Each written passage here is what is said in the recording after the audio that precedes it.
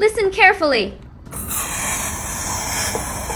Hear that? When I unscrewed the fuel tank cap just now, there is a puffing sound. In this case, don't be deceived. If you take your car to a repair shop, they'll sell you fuel additives. In fact, there is an easier way. Today I will tell you. That's it. Activated carbon canister solenoid valve. It's on every car. If it breaks, the steam in the fuel tank can't be discharged. It's clogged. Therefore, when refueling, the refueling nozzle can easily trigger the anti-overflow function. Start the car when it's cold in the morning. You will smell the smell of gasoline, and it consumes a lot of fuel. In this case, spend $5 to buy a new one and replace it. The problem is solved immediately. Isn't it very simple? Have you learned it? Follow me. Learn about cars every day.